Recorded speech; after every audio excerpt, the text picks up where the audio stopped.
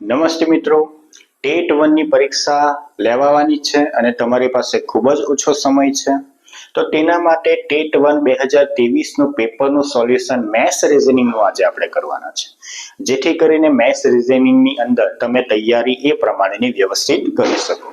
વધારે સમય નહીં લેતા આપણે લેક્ચર શરૂ કરીએ. પહેલો પ્રશ્ન કંઈક આ રીતનો આપણે લઈએ. તમારી પાસે એક આકૃતિ છે અને તેની અંદર આંકડાઓ લખ્યા છે, જેમાં 9, 13, 15, 63 અને 91 છે.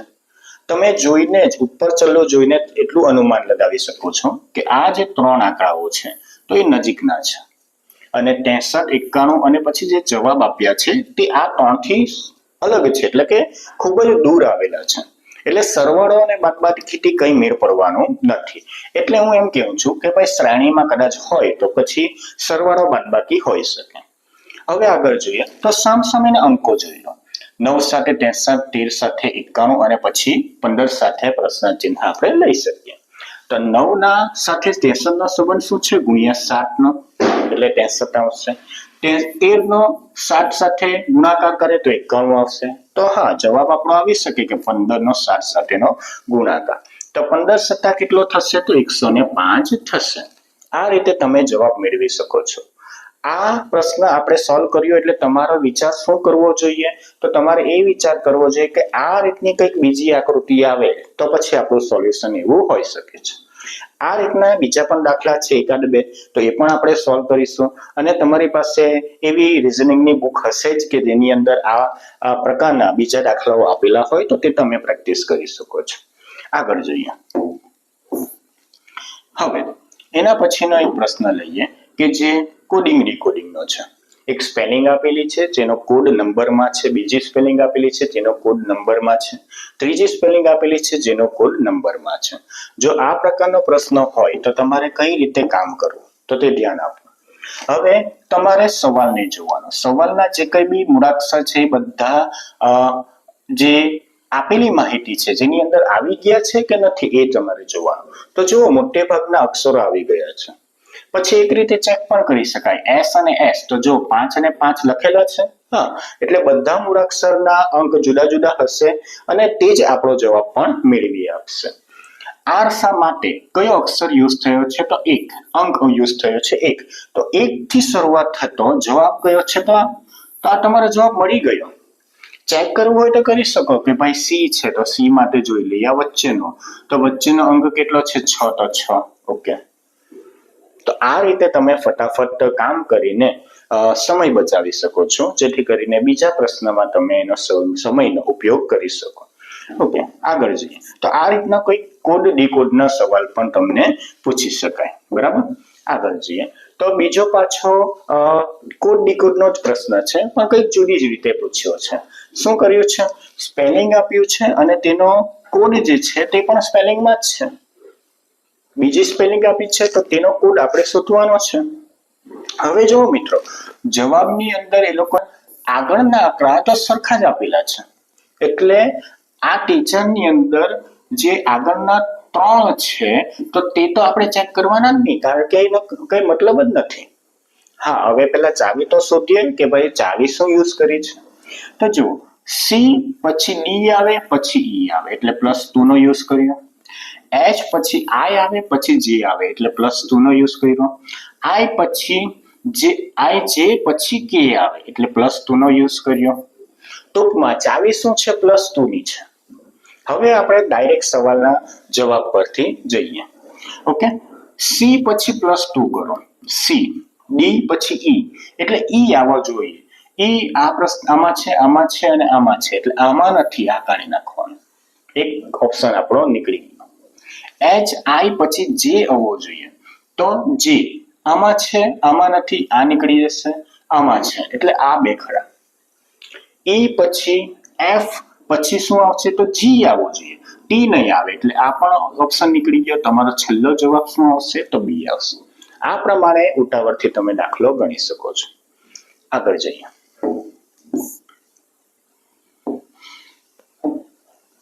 હવે પાછો જે આગળનો દાખલો જોયો હતો એ પ્રમાણેનો દાખલો છે. પહેલો જે દાખલો જોયો હતો એ પ્રમાણેનો. બરાબર. હવે જોઈએ પ્રશ્ન ચિહ્નની જગ્યાએ કયો અંક આવશે. અહીંયા કયો અંક આવશે? કઈક આના પરથી જવાબ આવી શકે, ક્યાં તો પછી આના પરથી જવાબ આવી શકે, એવું હોઈ શકે. ચાલો તો હવે આપણે પેટર્ન સમજીએ કે શું છે. 6, 7, 8 ને 9, 9 માઇનસ 1 કદાચ હોઈ શકે. 8, 9, 10, 11, 12, 13 માઇનસ 1, એવું તો કંઈક અહીંયા જવાબ નથી, બહુ જ નાનો છે. હવે કંઈક જુદી રીતે કરીએ. 6 તાલી 18, 18 સાથે 8 લીધો, 8 50 40 અને 40, અહીંયા 8 અને 40 કઈ મેળ પડતો નથી. હવે આપણે સીધી ગણતરી કરી શકીએ. 5 તાલી 15, 15 સાથે 4 નો કંઈક મેળ નથી પડતો. 6 છંગ 36, 6 7 42, 6 તામ 48, આનો પણ 48 નો કંઈક મેળ મને નથી લાગતો કઈ આવશે. સરવાળો કરી જઈએ. 5, 6, 7 ને 8, અહીંયા 8 આવશે. હા, બે ભાગાકાર કરી શકીએ. 8 અને 6, 6 દુ 12, 13 14, એટલે અહીંયા 14 આવે. હા, અહીંયા બે ભાગાકાર કરી શકીએ તો 7 આવે. ટૂંકમાં શું કર્યું છે? આ બંનેનો સરવાળો ભાગ્યા 2, આ બંનેનો સરવાળો ભાગ્યા 2, આ રીતનું કામ કરેલું છે. તો અહીંયા જવાબ પણ તમારો એ રીતે આવશે. આ બંનેનો સરવાળો ભાગ્યા 2, 8 9 10 11 12 આવશે. 12 ભાગ્યા 2 એટલે કે 6 તમારો અહીંયા જવાબ સાચો હશે. તમારે પાસે આ રીતના બે દાખલા આવ્યા તો એ પ્રમાણે તમારે એની પ્રેક્ટિસ પણ કરવાની. જુદી જુદી રીતે એનો પ્રશ્ન પૂછી શકાય. આગળ જોઈએ. આગળનો પ્રશ્ન હવે કંઈક કામ સમયનો દાખલો છે. કામ સમય, એમાં પણ જે એનાલિસિસનો વિડીયો આપણે મૂક્યો હતો તેમાં મેં કહ્યું હતું કે કામ સમયમાં મોટે ભાગે મેં દાખલા જોયા છે તો કેવા છે? તો સાંકળના નિયમ, chain rule. Okay, chain rule એટલે શું કે ભાઈ કોઈક કામ કરનાર વ્યક્તિ આવશે તો તેને આપણે એમ ધારીએ. દિવસ આવશે તો દિવસ, કલાક પણ હોઈ શકે. છેદમાં વર્ક આપણે લખવાનું. આ બધું પહેલી લીટીમાં એટલે કે પહેલા વાક્યમાં હશે અને બીજા વાક્યમાં M2 D2 H2 જે આપેલી હોય માહિતી તેને જ લેવાની, બીજી કાઢી નાખવાની, એમ કહું છું. અને તે જે કંઈ બી પ્રશ્ન પૂછ્યો હોય તો તે આપણે X ધારી લેવાનો એટલે આપણને જવાબ મળી જાય. કંઈક આ પ્રમાણેનું ચેન રૂલ હોય છે. જ્યારે મેં આ ટોપિક ઉપર વિડીયો મૂકીશ તો ત્યારે બધી માહિતી તમને આપીશ. ઓકે, તો હવે આમાં શું છે? જો 7 કરોડિયા, 7 કરોડિયા એટલે કે મેન છે, એટલે કે મેન પાવર છે, એ પોતાનો પાવર બતાવે. ઓકે, ચાલો પછી 7 જાડા, 7 જાડા એ વર્ક કહેવાય. ઓકે, અહીંયા મેન કહેવાય. પછી 7 દિવસમાં આ ડે છે બનાવે છે. તો 1 કરોડિયો, 1 જાડું કેટલા દિવસમાં બનાવશે? આ જાડા જે છે તે પોતે કામ કરેલું કહેવાય કે બરાબર. તો લેવાનું છે તો સૂત્ર પ્રમાણે શું બનશે? M1 ગુણ્યા D1 છેદમાં W1, અહીંયા M2 ગુણ્યા D2 છેદમાં W2. કિંમત મૂકીએ. 7 ગુણ્યા 7 ગુણ્યા છેદમાં 7, અહીંયા 7 1 છે, સોરી 1 કરોડિયો છે. પ્રશ્ન ચિહ્ન એટલે કે X આપણે શોધવાનો છે, દિવસ શોધવાનો છે. અને 1 જાડો કેટલા દિવસમાં બનાવે, આવી રીતનું કંઈક છે. 7 અને 7 ઉડી જશે, આ બાજુ 1 નો તો કઈ સવાલ જ નથી, એટલે 7 બરાબર X આવશે. 7 દિવસ એને 1 જાડું બનાવતા લાગશે. અહીંયા જવાબ શું હશે? B. આ સૂત્રમાં કિંમત મૂકીને આપણો જવાબ આવશે. આગળનો દાખલો જોઈએ.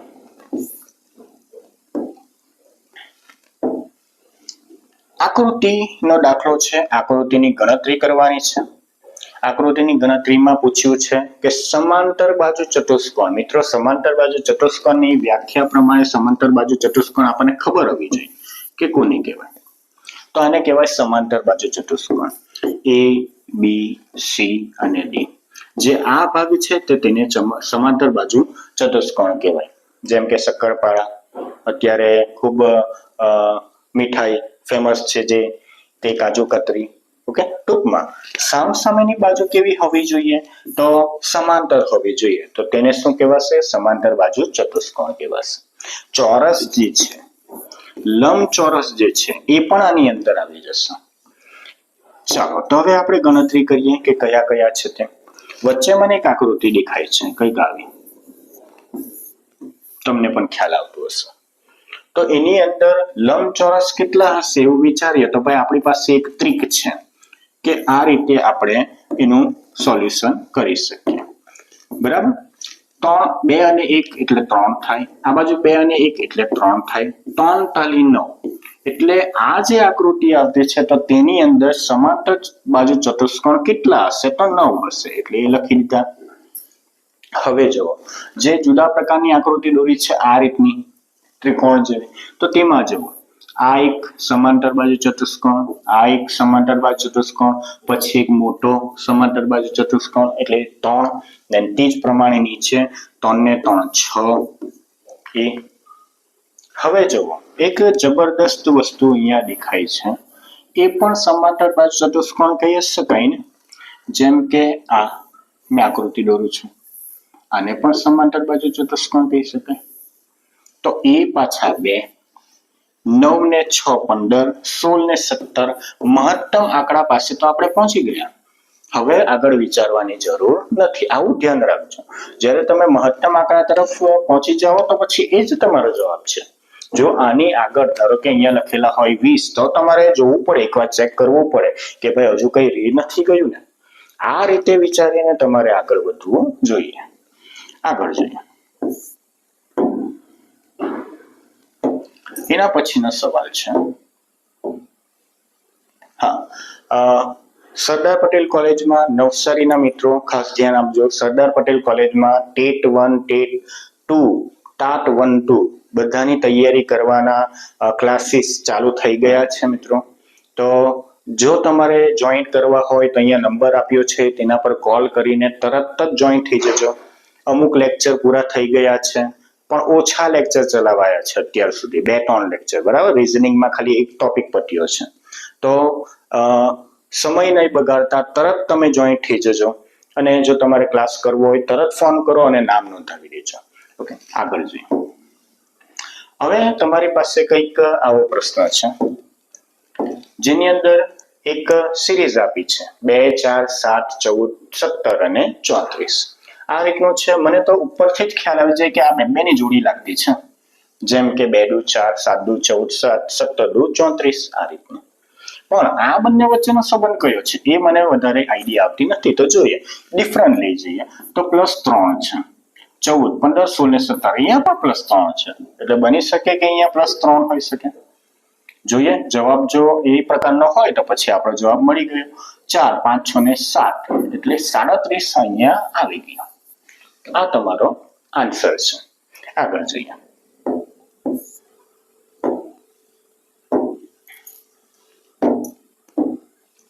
આગળ પાછો જે પેલા 2 પ્રશ્ન આપણે જોઈ ગયા આકૃતિની અંદર આંકડા, તે જ પ્રકારનો આ પણ પ્રશ્ન છે. સોલ્વ કરીએ. અહીંયા કંઈક મોટો જ જવાબ છે, જે નીચેના આંકડા છે તે પ્રમાણે કંઈક મોટો જ જવાબ છે. જો મેં આ બધાના સરવાળા કરું તો પણ ત્યાં પહોંચી શકું એવું નથી, અને બધાનો ગુણાકાર કરો તો સમજો 4 આંકડા 2 અંકના એટલે કે 1 2 3 4 ની ઉપર તમારો જવાબ જવાનો, એટલે એ ગુણાકાર પણ હોઈ શકે એવું લાગતું નથી. તો કંઈક શું વિચારીએ તો 2 જોડી બનાવીને કંઈક કામ કરી શકીએ. તો અહીંયા 9 10 11 12 13 નો 3 વધી પડી 1 3 4 5 6 63 આવી ગયા. હવે એ ચેક કરીએ, જો કદાચ મેળ પડતો હોય તો જ. 9 10 11 વધી પડી 1 5 6 ને 7 71 આવી ગયો. હવે આગળના 2 ભાગ લઈએ 3 4 5 5 5 ને 1 6 આ નથી બેસતો. અહીંયા આ પણ નથી બેસતું, કારણ કે 11 તો બની જ નહીં શકે. ઓકે, માઇનસ લઈ શકીએ. આ બંનેનો કંઈક ગડબડ કરીએ ને આપણે આ જવાબ લાવવાનો છે, 39 લાવવાનો છે. આ બંનેનો ગડબડ કરીને 11 લાવવાનો છે, તો બની શકે કે માઇનસ ગેપ હોઈ શકે. જુઓ 13 અને 39 મિક્સ કરીએ તો હા 52 આવી શકે છે, એટલે કે આ બંનેની બાદબાકી છે એમ સમજો. આ બંનેની બાદબાકી કરીએ તો 11 આવે તો હા આવી શકે. તો એ જ પ્રમાણે અહીંયા શું કર્યું છે, એટલે પેટર્ન આપણને મળી ગઈ, આ બંનેનો સરવાળો ને આ બંનેની બાદબાકી. તો એ જ પ્રમાણે અહીંયા આનો બંનેનો સરવાળો કરીશું અને આ બંનેની બાદબાકી કરીશું. 8 9 10 ને 11 11 નો 1 વધી પડી 1 એટલે કે 91 આવવા જોઈએ, એટલે આ ઓપ્શન નહીં આવે અને આ ઓપ્શન નહીં આવે. બાદબાકી કરીએ એટલે અહીંયા આવશે 4 ને અહીંયા આવશે 1 14, એટલે તમારો આન્સર છેલ્લો આવશે 14 91. આ તમારો આન્સર છે. આગળ જોઈએ, હવે કંઈક અંકગણિતનો દાખલો છે તે હવે આપણે જોઈએ. શું લખ્યું છે? 1000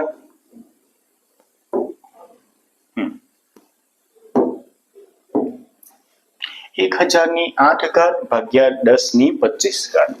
1000ની 8 ઘાત લખ્યો છે અને ભાગ્યા 10ની 25 ઘાત લખ્યા છે, એટલે કે આ તો થયા 10ની 3 ઘાત આખાની 8 ઘાત થી ભાગ્યા 10ની 25 ઘાત થી.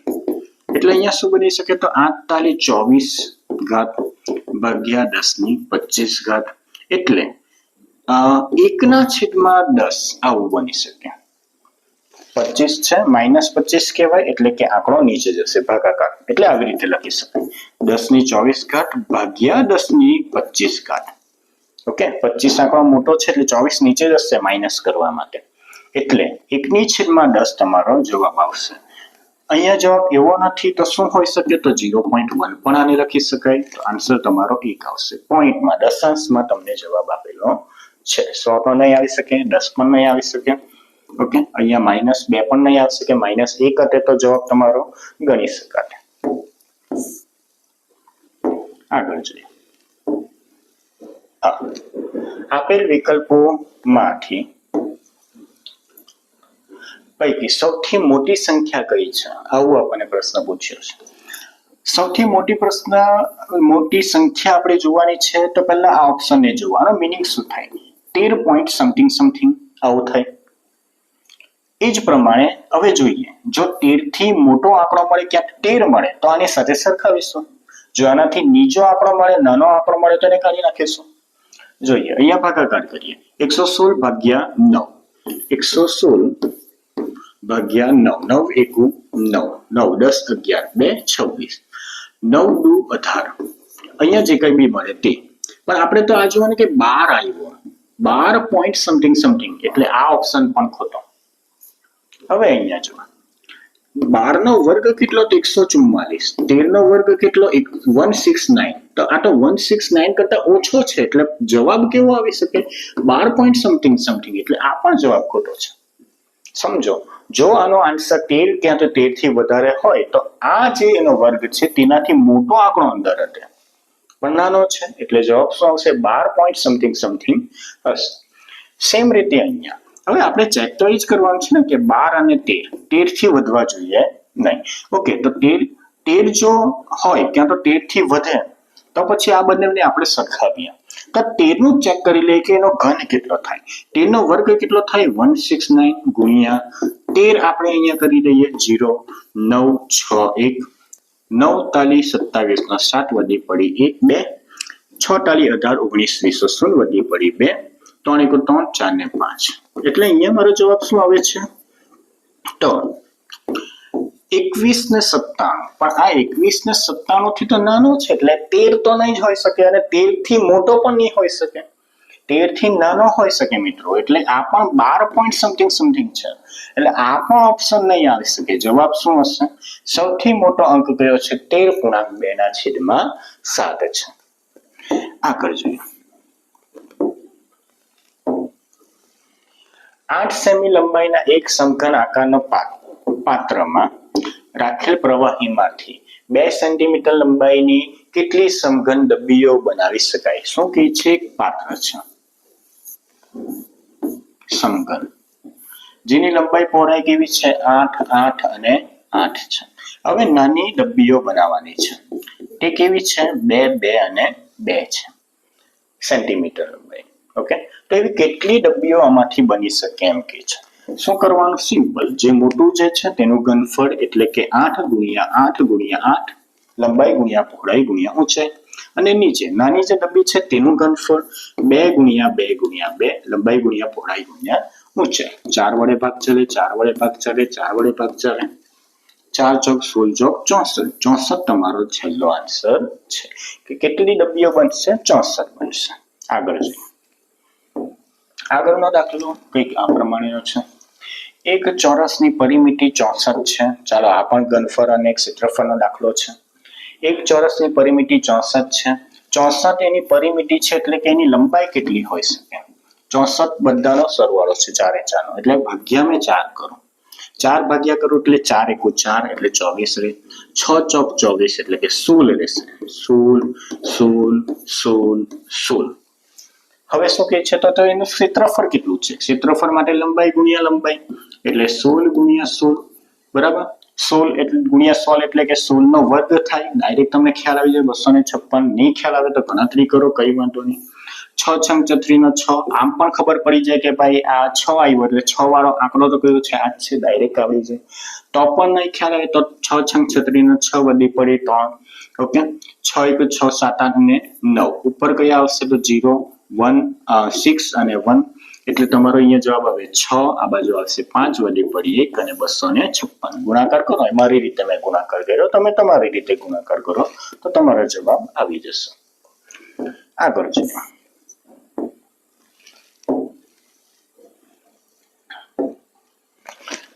ઓકે, કઈક સવાલ આવો છે, 6 7 8 અને 9 અંકોનો માત્ર એકવાર ઉપયોગ કરી બનતી 4 અંકની સૌથી મોટી સંખ્યા અને સૌથી નાની સંખ્યાનો તફાવત. ચાલો, મારી પાસે આ 4 આંકડા છે તો સૌથી મોટી સંખ્યા માટે મોટો અંક છે તે પહેલા લેવો પડે, પછી એનાથી નાનો, પછી એનાથી નાનો, પછી એનાથી નાનો. આ મોટી સંખ્યા છે, બરાબર. હવે એટલે આ જ અંકનો ઉપયોગ કરીને નાની સંખ્યા બનાવવાની હોય તો નાનો આંકડો પહેલા લેવો, જેમ કે 6, પછી 7, પછી 8, પછી 9, એટલે આ થઈ ગઈ નાની સંખ્યા. આઈડિયા આવી ગઈ. બંનેનો શું કરવાનું છે? તફાવત લેવાનો છે. એટલે અહીંયા આપણે આવશે 16, એટલે મને અહીંયા મળશે 7. 7 વાળા બે ઓપ્શન છે, બે ઓપ્શનની મને કાઢી નાખો. અહીંયા આવશે 6 એટલે અહીંયા આવશે 16, 8 2 16, બરાબર. એટલે અહીંયા 8 જ આવશે. 8 વાળો એક જ ઓપ્શન છે, આ નીકળી જશે. ચેક કરવું હોય તો કરી શકો. અહીંયા આવશે 7 એટલે અહીંયા 0 આવશે, અહીંયા 3 આવશે. આવી ગયો જવાબ. આવી રીતે જવાબ તમારે લાવી શકાય. એટલે અંકગણિતનો દાખલો એક રીતે કહી શકીએ. આગળનો દાખલો છે. આગળના દાખલાની અંદર સ્થાન કિંમત, થોડી કિંમતની વાત કરી છે, થોડી ઘણી માહિતી પણ લઈ લઈએ એટલે તમને આઈડિયા આવી જાય. સ્થાન કિંમત એટલે 2 ની સ્થાન કિંમત કેટલી રહેશે? 200 રહેશે. 5 ની સ્થાન કિંમત 5 જ રહેશે કારણ કે એકમના સ્થળે છે. 3 ની સ્થાન કિંમત 3000 રહેશે. 8 ની સ્થાન કિંમત 80 રહેશે. સ્થૂળ કિંમત કઈ? સ્થૂળ કિંમત ક્યાં તો પછી મૂળ કિંમત કઈ? તો ત્યારે તમારો જવાબ શું આવશે? 3 નો 3 જ રહેશે, 2 નો 2 જ, 8 નો 8 અને 5 નો 5. ડિફરન્સ જુઓ. સ્થાન કિંમત એટલે એ એકમ, દશક, 100, 1000 એના ઉપર આધાર રાખે. જ્યારે સ્થૂળ કિંમત અને મૂળ કિંમત હોય તો પોતાની અંકની જ સંખ્યા એની કિંમત કહેવાશે. ચાલો, આપણને પ્રશ્ન કઈ આવો પૂછ્યો તો 200 - 5 એટલે 195. તમારો જવાબ ડી આવશે. આગળ જોઈએ. હવે કંઈક એવો પ્રશ્ન પૂછાયો છે સમમિતિનો.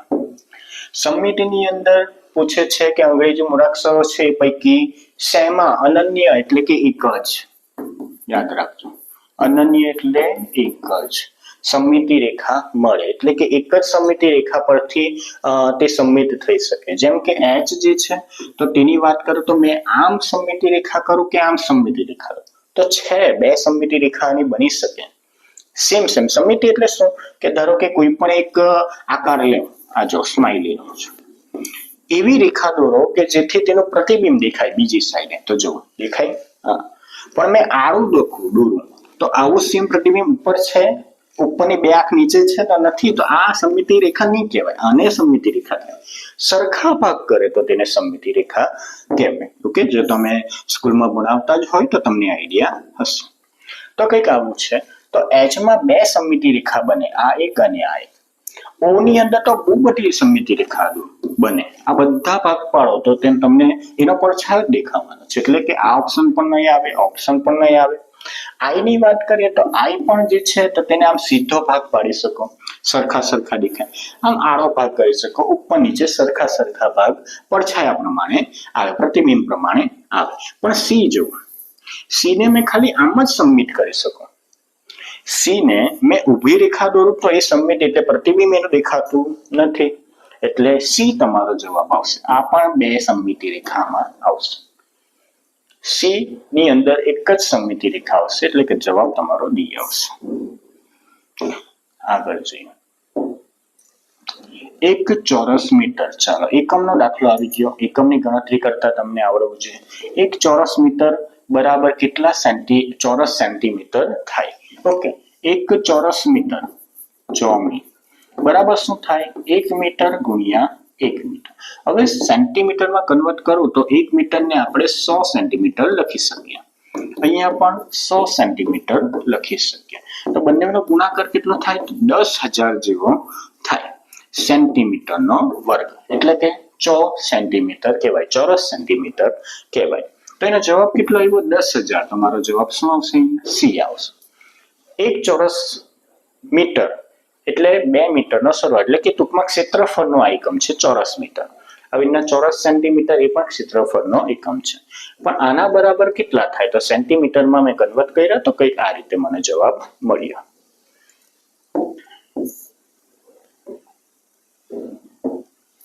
આગળનો સવાલ જોઈએ, અને તેના કોટિકોણના માપનો ગુણોત્તર 3:2 છે. તો તે ખૂણાનું માપ કેટલું હશે? આવો કોઈ પ્રકારનો પ્રશ્ન પૂછેલો છે.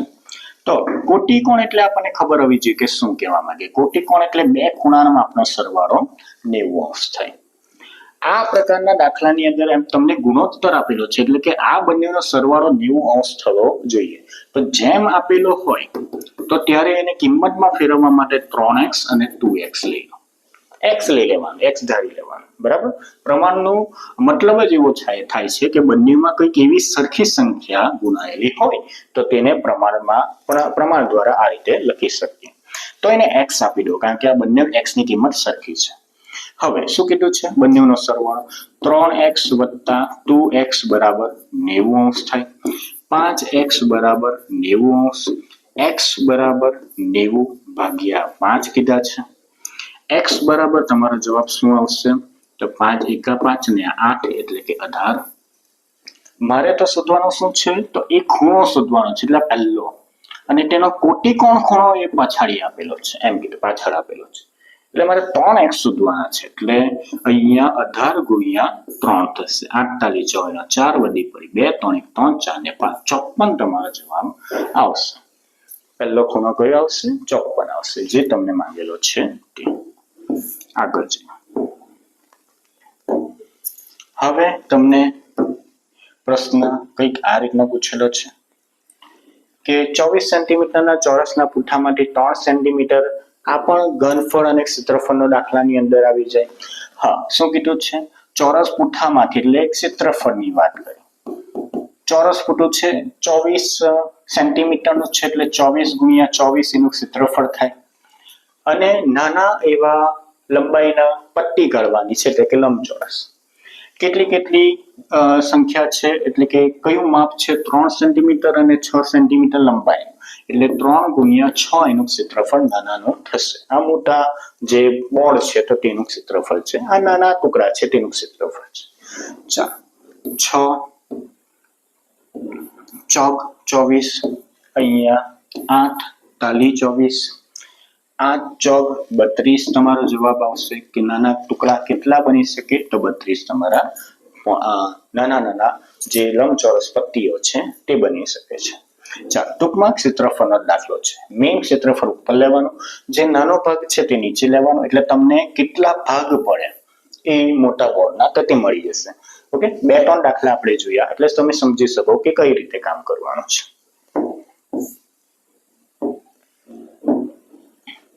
આગળ હવે કંઈક આ પ્રકારનો દાખલો. રવજીભાઈ પાસે 5400 રૂપિયા છે. એમાંથી 1/3 રકમ એ પોતે પાસે રાખીને 3 દીકરીને સરખા ભાગે વેચી દે છે.